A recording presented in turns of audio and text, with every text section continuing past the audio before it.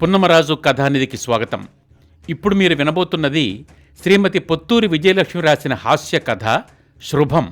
హాస్యరసంలో ముంచిన కలంతో 4 దశాబ్దాలుగా నవ్వులు కురిపిస్తూ 300కు పైగా కథలు, కథానికలు రాస్తున్న హాస్య కళా ప్రపూర్ణ శ్రీమతి పొత్తూరి విజయలక్ష్మి.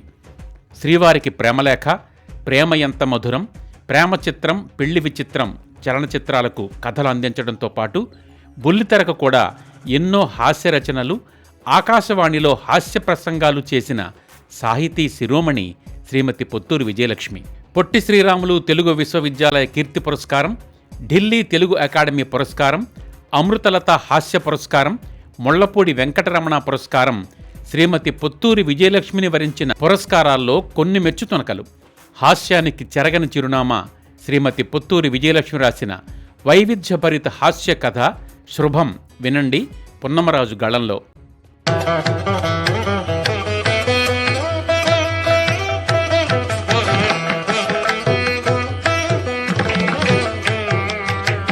శ్రీమతి పొత్తూరి విజయలక్ష్మి రాసిన వైవిధ్యభరిత హాస్య కథ శృభం. వినండి పున్నమరాజు గళంలో. ఫోన్ వచ్చింది. చంద్ర. ఆ పేరు చూడగానే ఒళ్ళు మండింది కృష్ణకి. నమస్కారం కృష్ణగారు అన్నాడు చంద్ర. ఏం నమస్కారం, బొత్తుగా అడ్రస్ లేకుండా పోయారు. నేను ఫోన్ ఎప్పుడు చేసినా ఎంగేజే. ఏమైందా కొండాపూర్ సంబంధం? ఆ పని మీదే ఉన్నాను. ఇప్పటికీ ఏడాదిగా ఆ పని మీదే ఉన్నారు. మరీ అంత నిష్ఠూరంగా మాట్లాడకండి కృష్ణగారు. మధ్యలో ఒకసారి వాళ్ళిద్దరినీ పరిచయం చేసి మాట్లాడుకోమందామంటే మీరే కదా ఇప్పుడు వీలు కాదు అన్నారు. అవునండి, అప్పుడు మా వాడికి డెలివరీ టైం. ఆ హడావిడిలో ఉన్నాడు. ప్రాజెక్టు డెలివరీ అనండి మహాప్రభో.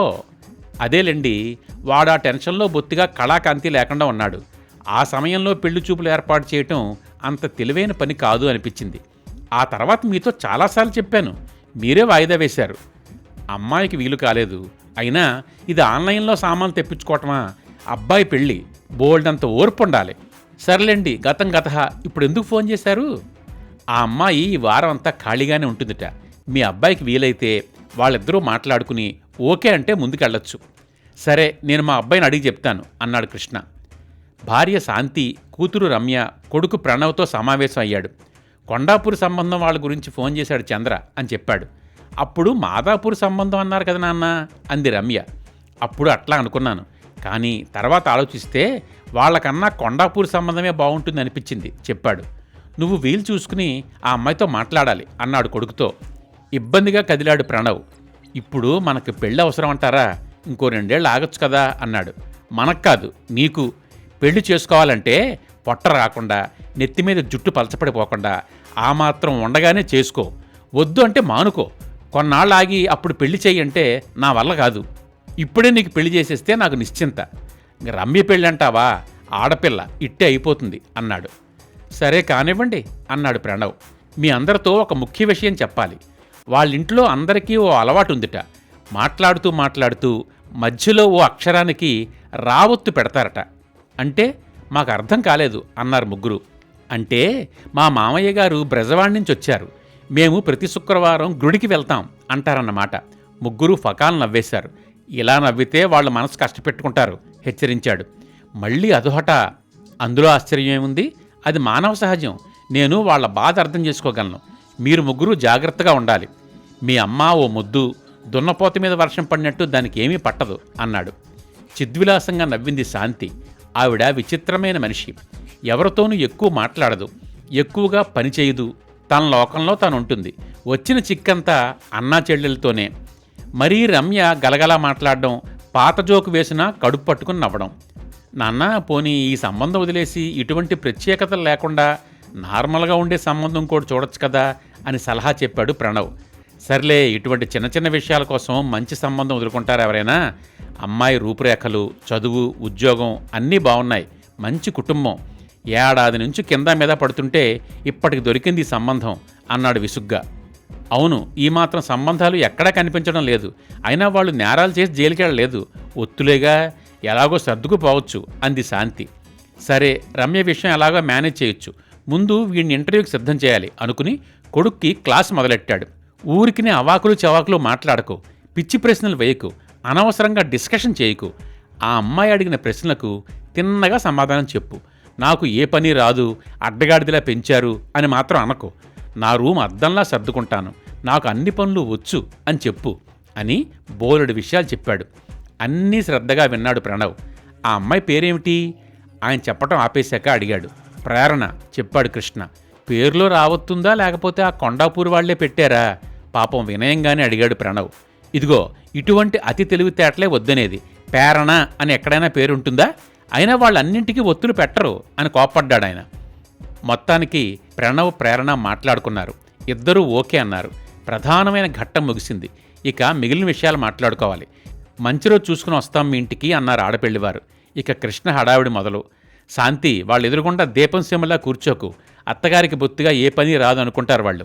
ఇదిగో రమ్యతల్లి, నువ్వు యూట్యూబ్లో కామెడీ వీడియోలు పెట్టుకుని కూర్చో, లేకపోతే ఓ పక్కకి వెళ్ళి ఫోన్లో మాట్లాడుకుంటూ కాలక్షేపం చెయ్యి.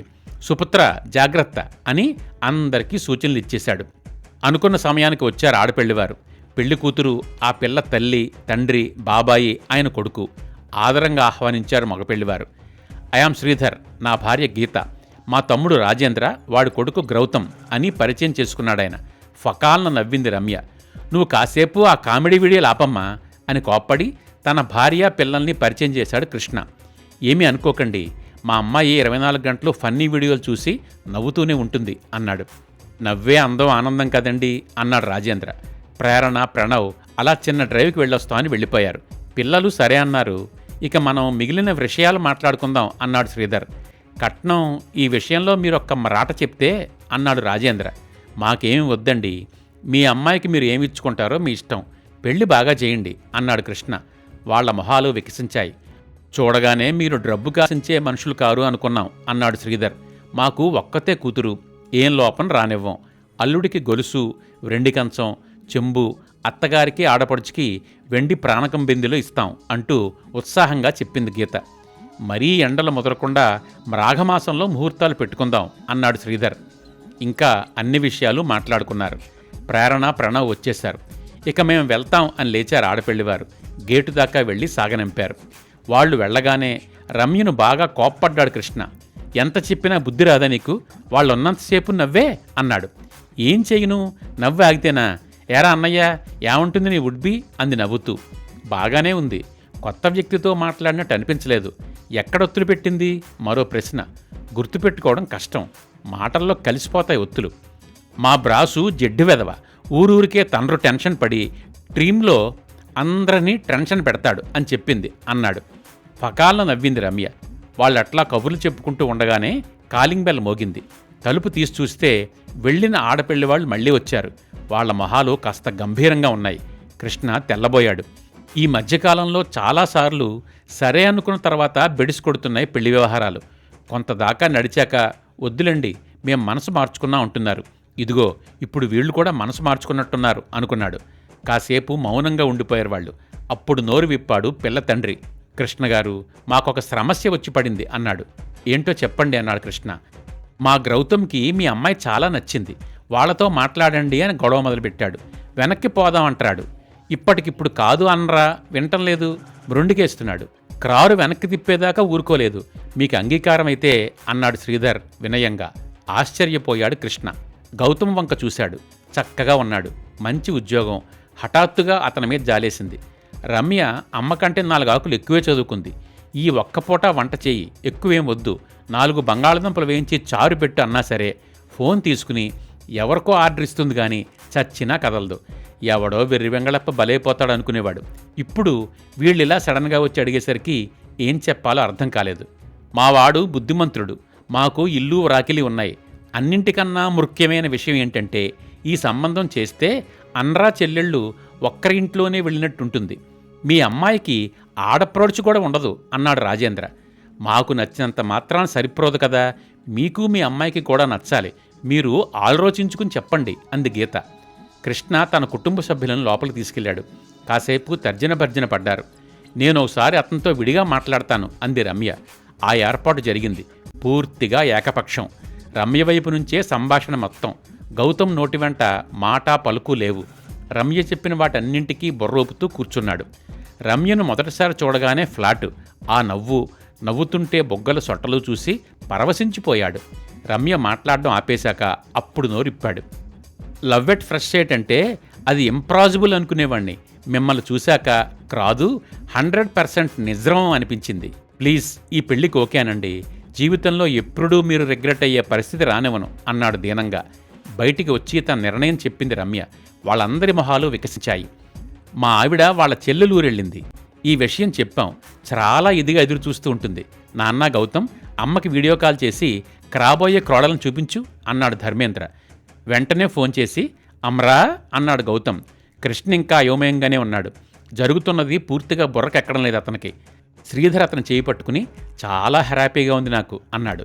కాస్త బుర్ర పనిచేయడం మొదలెట్టింది కృష్ణకి. సంతోషంలో కాస్త కాదు, నాకు డబల్ ధమాకా శుభం అనేసి నాలిక కొరుక్కున్నాడు.